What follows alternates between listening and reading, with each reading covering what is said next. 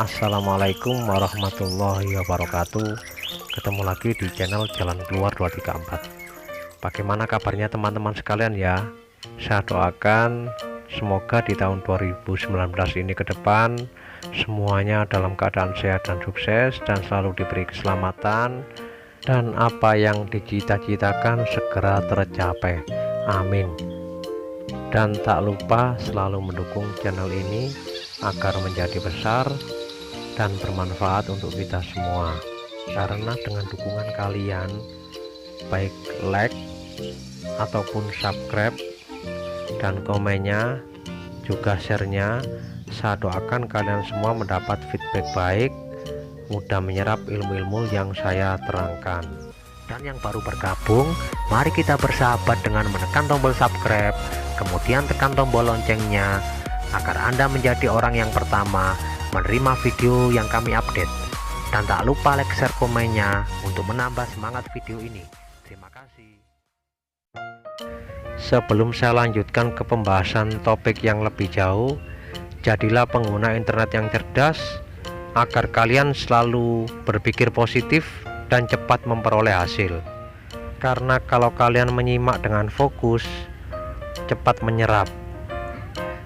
Topik kali ini, bagaimana perbedaan trotol jantan dan betina.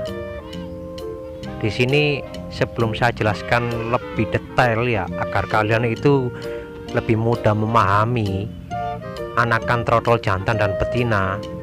Pertama yang harus kalian ketahui adalah indukan. Indukan betina kalian itu ada dua jenis kalau Medan. Ada yang berwarna hitam dan ada yang berwarna kelawu atau kelabu ya, semi coklat.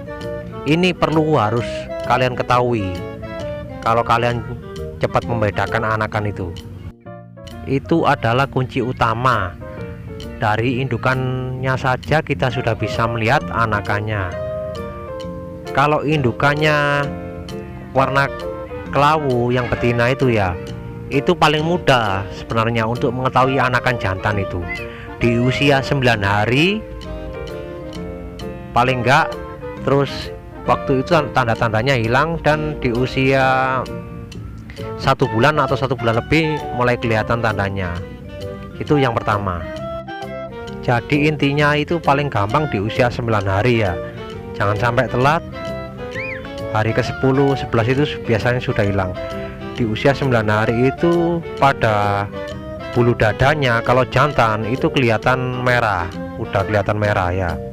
Ini pada indukan yang berwarna hitam. Dan kalau indukannya berwarna kelawu atau kelabu semi coklat ya, ini dadanya ya juga berwarna merah, tapi nggak begitu semerah kayak yang indukan hitam. Nomor satu, Anda harus mengenali indukannya dulu ya. Terus dari ciri fisik anakan jantan dan betina, kalau anakan murai jantan itu sudah kelihatan agresif, tapi betina juga ada. Tapi yang nomor satu yang paling gampang itu durasi nyeriwi ya, durasi belajar bunyi itu lebih sering daripada yang betina. Di usia belum 1 bulan itu udah kelihatan ya, itu paling gampang. Dan kalau sudah usia 1 bulan ke atas itu lebih gampang. Di pundak kanan kirinya di bawah leher itu ada kelihatan hitam menggilap ya, hitam mengkilat, cuma 2 titik atau 3 titik. Itu perlu diamati ya. Tapi dengan pengamatan itu ada kelemahannya kalau si induk betinanya berwarna hitam ya, itu sangat sulit ya. Pokoknya yang paling gampang itu durasi nyeriwiknya itu lebih sering daripada murai anakan yang betina. Dan kalau kita mendeteksi sejak usia 5 hari ke atas, 5 hari ke atas atau 7 hari ke atas, itu dari vokal suaranya sudah kelihatan. Kalau jantan itu kalau betina kayak gitu ya. Pokoknya kalian nanti ngerti sendiri ya. Yang paling gampang itu lihat indukannya dulu ya. Nomor satu, indukan betinanya kelawu, berarti posisinya di hari ke-9 sudah ada kelihatan di dadanya, bulu dadanya itu sudah berwarna banyak merahnya. Kalau dilihat dari ciri-ciri fisik masih mengalami keraguan, yang penting dari karakter itu sudah ketahuan kalau durasi nyeriwiknya itu lebih sering daripada murai yang betina. Itu ya, itu perlu diperhatikan. Nanti kalau masih belum paham silakan tanya-tanya di kolom komentar. Ya mohon maaf ya untuk komentar-komentar yang belum saya balas, mungkin nanti saya sempatkan untuk balas. Yang penting untuk cepat saya balas, kalian masuk ke channel yang saya pin, silakan tanya di situ, insya Allah langsung saya jawab. Lanjut ke topik yang kedua, penjemuran dan pemasteran.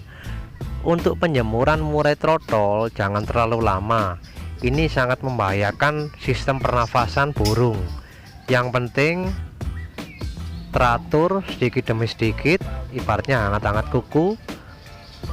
Daripada kalian menjemurnya terlalu lama untuk usia 1 bulan kurang atau 1 bulan ke atas, itu lebih baik rutin sedikit demi sedikit, paling enggak itu 5-10 menit. Itu biasanya nggak sampai ya, pokoknya yang penting itu kalian amati. Kalau murai itu masih membutuhkan panas atau dia sudah merasa kepanasan, itu perlu kalian amati, soalnya beda-beda burung itu ya, nggak bisa untuk patokan 15 menit 10 menit, itu nggak bisa kalau untuk usia trotol. Yang penting kalian amati, sekiranya burung itu sudah merasa kepanasan baru kalian ambil. Dan ini penting, kasus yang pernah terjadi pada kesalahan penjemuran di saat trotol ini akan mengakibatkan murai itu sering mangap ya.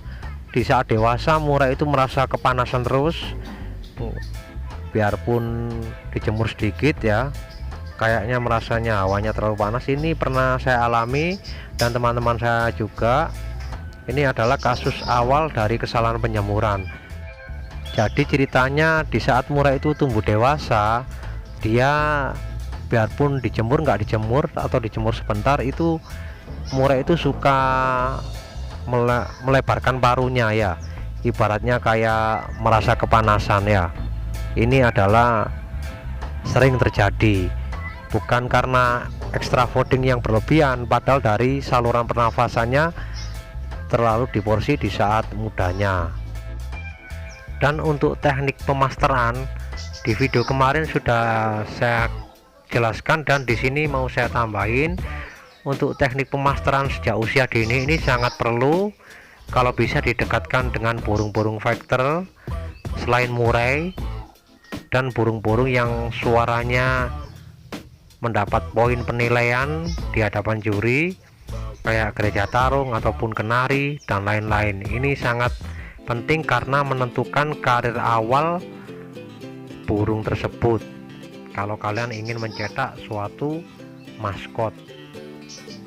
Silakan diuji coba dan tetap bekerja keras melihat dan menganalisa apa-apa yang perlu diterapkan. Dan untuk jam-jam pemasteran diusahakan sesering mungkin di saat murai itu kenyang atau setelah makan, paling enggak itu langsung kasih kita master atau sebelumnya. Ini sangat membantu tangkapan burung di usia dini kalau kalian ingin mencetak kualitas. Dan di video penjelasan ini saya kira cukup. Nanti kalau ada yang belum paham silakan bertanya di channel yang saya pin atau masuk ke WhatsApp saya. Yang penting kalian itu sabar karena antri, dan mohon maaf waktu yang tidak memungkinkan untuk menjawabnya. Sebelum saya lanjutkan ke pembahasan yang terakhir agar murai betina terus berproduksi, di sini kita yang pertama harus menghitung berapa kali masa betina itu mengeram. Ini sangat penting, biasanya 9 kali ke atas, atau ada yang kurang atau bahkan ada yang lebih, tergantung masa mabung sebelum ditaruh di dalam kandang. masa mabung sebelum dijodohkan. Itu harus kalian amati, harus kalian catat. Misalnya 1 tahun, berarti 1 tahun ke depan dia pasti ngurak. Tapi ini tidak menjadi patokan. Yang paling penting adalah kalian lihat, kalau bulu-bulunya kayak gini, ini wajib kita ambil. Biarpun nggak diambil, ini juga bisa produksi, tapi nggak maksimal. Ini harus kita ambil dan kita mabungkan dengan pakan dan nutrisi yang komplit, kayak kroto, terus asinan. Pokoknya makanan yang bervariasi, lebih tinggi gizinya, kayak cacing, untuk mempercepat agar betina ini mau mabung. Dan bagaimana dengan murai yang jantan? Kalau betina ini kita ambil, ya kita pasti harus mengambil risiko. Risikonya yaitu yang jantan pasti sendirian. Dan begitu pula sebaliknya, untuk murai jantan yang 1 tahun lebih masih mau mengawini, kalau kita ingin hasil maksimal ke depannya, harus kita istirahatkan. Mau nggak mau kita ambil juga. Intinya cuman gitu aja ya. Nanti kalau ada yang kurang paham, silakan ditanyakan di kolom komentar di channel yang satunya, dan mungkin kedepannya akan saya bahas secara lebih detail murai jantan dan murai betina agar terus berproduksi. Yang penting jangan lupa like dan share-nya, juga komennya, agar teman-teman kalian itu bisa berdiskusi di channel ini, dan lebih banyak pembahasan-pembahasan yang akan kita cari jalan keluar dan solusi-solusi penyelesaiannya. Saya ucapkan terima kasih banyak bagi kalian yang stay dan support. Saya akhiri sampai di sini. Kurang lebihnya saya mohon maaf. Dan untuk password masuk WhatsApp disimak. Password masuk WhatsApp semoga 2019 berhasil. Semoga 2019 berhasil. Password konsultasi WhatsApp harus disertakan. Kurang lebihnya saya mohon maaf. Saya akhiri. Wassalamualaikum warahmatullahi wabarakatuh.